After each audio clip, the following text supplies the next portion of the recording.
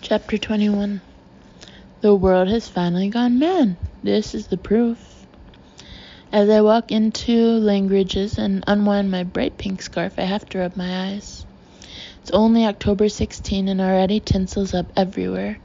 There's a Christmas tree covered in baubles, and a choir is standing on the mezzanine belting out Hark the Herald.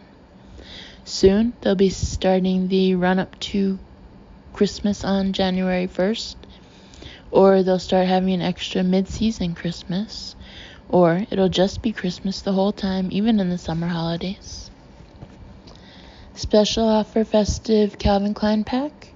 Joan's a bored-looking girl in white, and I dodge her before I can get sprayed. Although, on second thought, Debs quite likes that perfume. Maybe I'll get it for her. Yes, please, I say, and the girl nearly falls over in surprise. Festive gift wrap? She scurries around behind the counter before I can change my mind. Gift wrap, please, I say, but not festive. As she ties up the parcel, I survey myself in the mirror behind her. My hair is still long and glossy, though not quite as bright a shade as before. I'm wearing jeans and a green cardigan, and my feet are comfortable in suede sneakers. My face is bare of makeup, my left hand is bare of a ring. I like what I see, I like my life. Maybe I don't have the dream existence anymore. Maybe I'm not a millionairess, living in penthouse glory overlooking London. But Balham's pretty cool. What's even cooler is my office is on the floor above my flat, so I have the world's shortest commute, which is maybe I don't fit into the skinniest of my jeans anymore. That and the 3 slices of toast I have for breakfast every morning. 3 months on, the business has all worked out so well, sometimes I have to pinch myself. The Porsche contract is all happening and has already had interest from the media. We've done another deal supplying carpet to a restaurant chain, and just today, Fi sold my favorite Deller design, an orange circle print, to a trendy spa. That's why I'm here, shopping. I reckon everyone in the team deserves a present. I pay for the perfume, take my bag, and walk on into the store. As I pass a rack of teetering high heels, I'm reminded of Rosalie, and I can't help smiling. As soon as she heard Eric and I were splitting up, Rosalie announced that she wasn't going to take sides, and I was her closest friend, and she was going to be my rock, my absolute rock. She's come to visit once. She was an hour late because she claimed her GPS didn't go south of the river, and then got traumatized by what she said was a street disturbance by yardie gangs. Parentheses, 2 kids messing with each other. They were 8. Close parentheses. Still, she's done better than Mom, who's managed to cancel each planned visit with some dog ailment or another. We still haven't talked since I went to see her that day, not properly. But Amy's kept me posted. Apparently, the day after I visited, without a word to anyone, Mom gathered up a whole load of her frilly clothes and sent them to Oxfam. Then she went to the hairdresser. Apparently she has a bob now, which really suits her, and she's bought some quite modern-looking trousers. She also got a man in to sort the dry rot, and paid him to take away Dad's paving slabs. I know it doesn't sound like very much, but in Mom's world, that's huge strides. And on the completely positive and fantastic front, Amy is doing spectacularly at school. Somehow she's wangled a place in business studies A-level alongside all the 6th formers, and her teacher is bowled over by her progress. She's coming to intern with us in the Christmas holidays, and I'm actually looking forward to it. As for Eric, I sigh whenever I think of him. He still thinks we're on a temporary separation, even though I've contacted his lawyer about a divorce.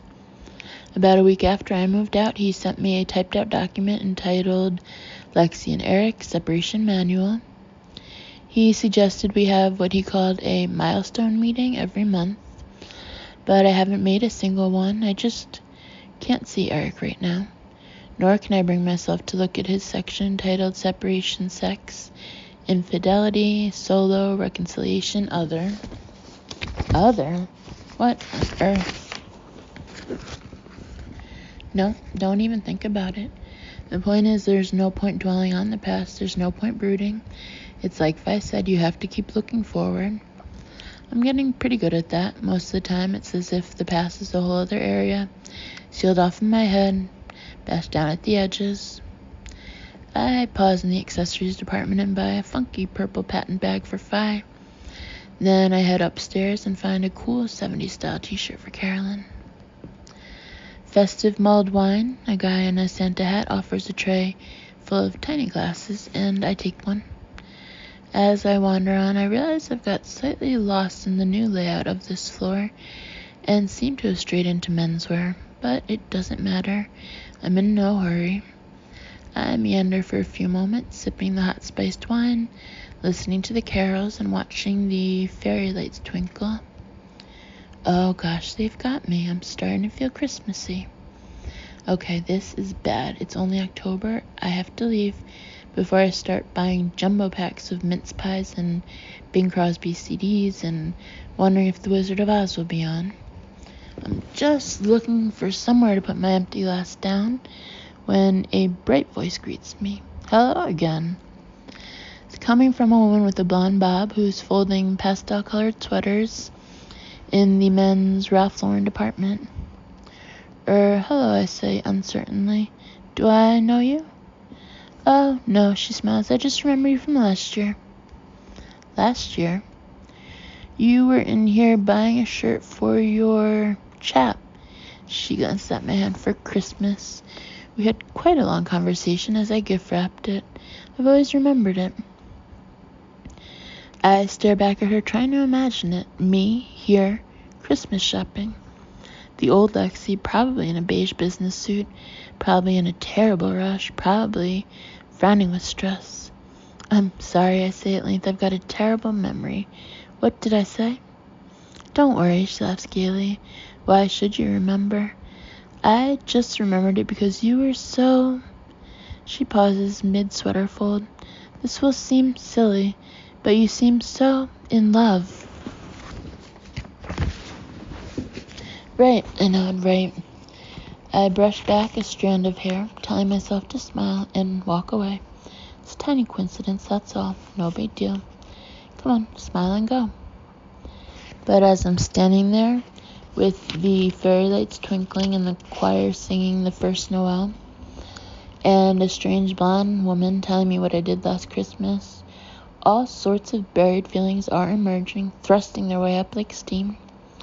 The ceiling tape is peeling up at the corner. I can't keep the past in its place anymore. This might seem like an odd question. I rub my damp top lip, but did I say what his name was? No, the woman eyes me curiously.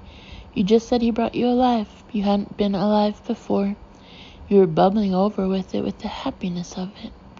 She puts the sweater down and eyes me with genuine curiosity. Don't you remember? No. Something is clenching at my throat. It was John. John, who I've tried not to think about every single day since I walked away.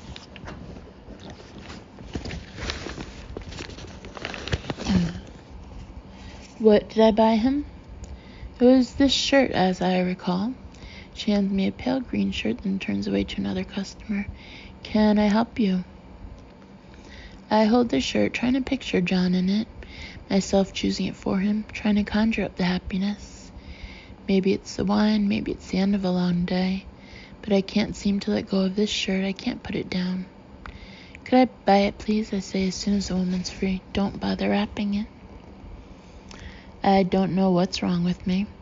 As I walk out of Langridge's and hail a taxi, I've still got the green shirt, clasped to my face like a comfort blanket.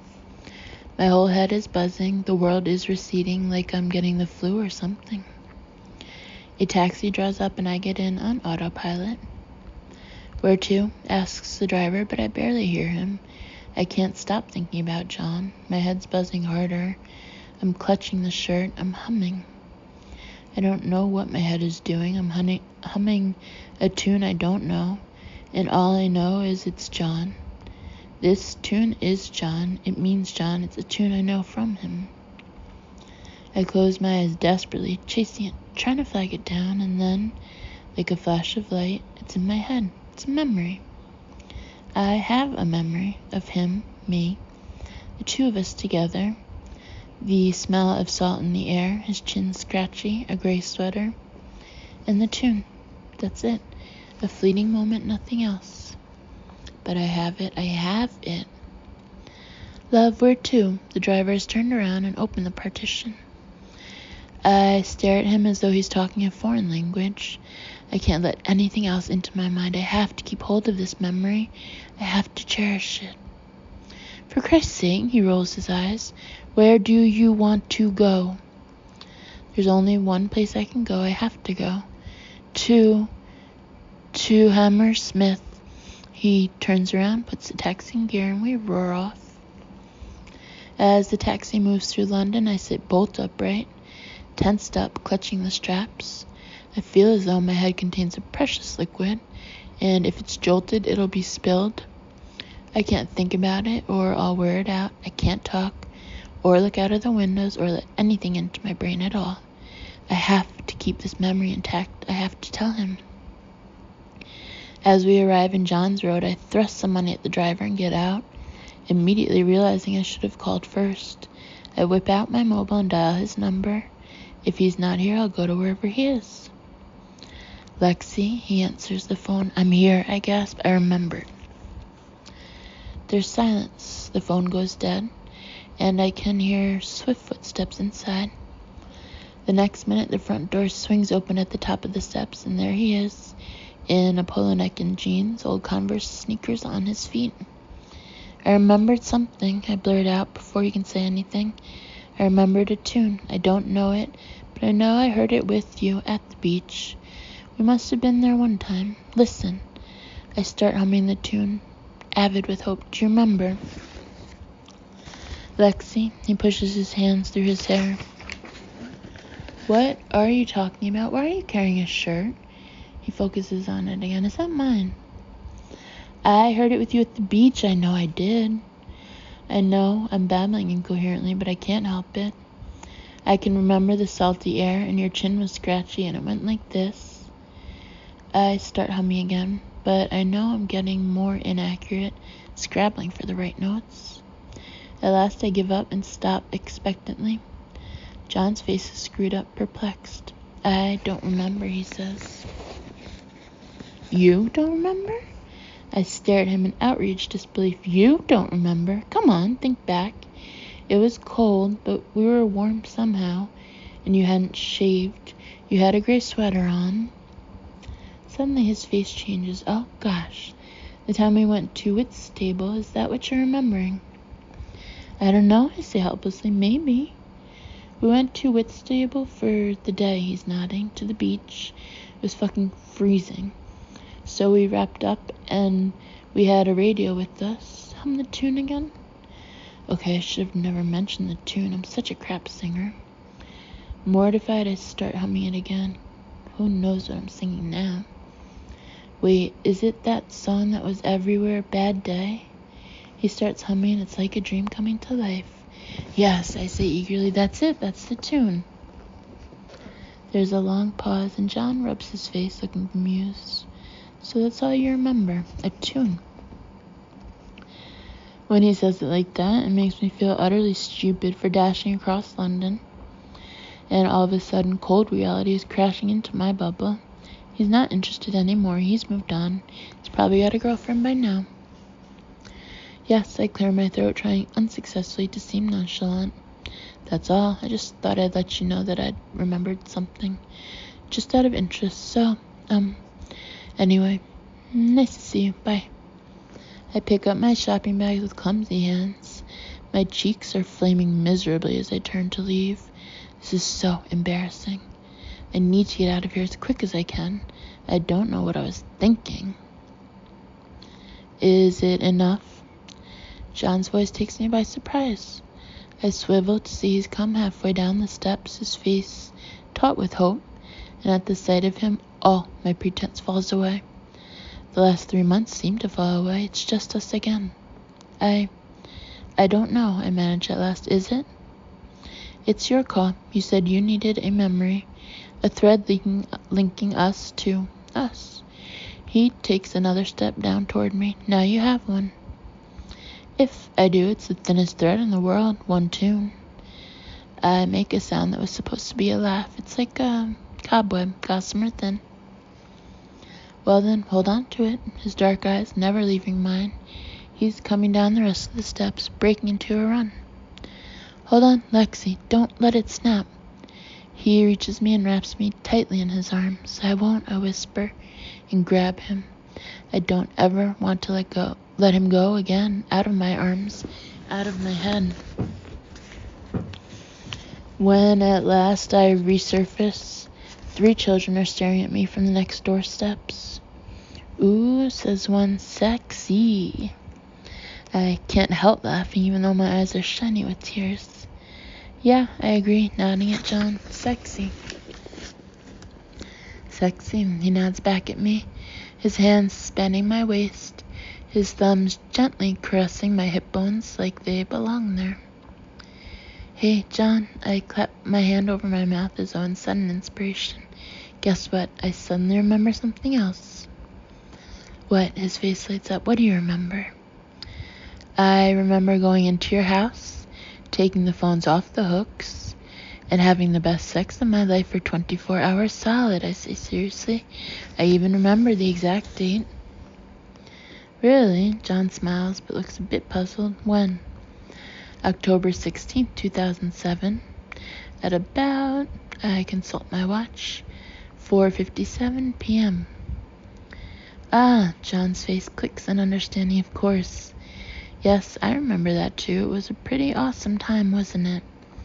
He runs a finger down my back and I feel a delicious shiver of anticipation.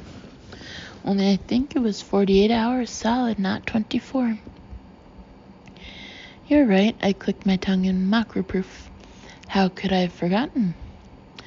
Come on, John leads me up the stairs, his hand firm in mine, to the cheers and jeers of the children. By the way, I say as he kicks the door shut behind us, I haven't had good sex since 2004, just so you know. John laughs. He peels off his polo neck in one movement, and I feel a bolt of instant lust. My body remembers this, even if I don't. I'll accept that challenge. He comes over, takes my face in his 2 hands, and just surveys me for a moment, silent and purposeful, until my insides are melting with want.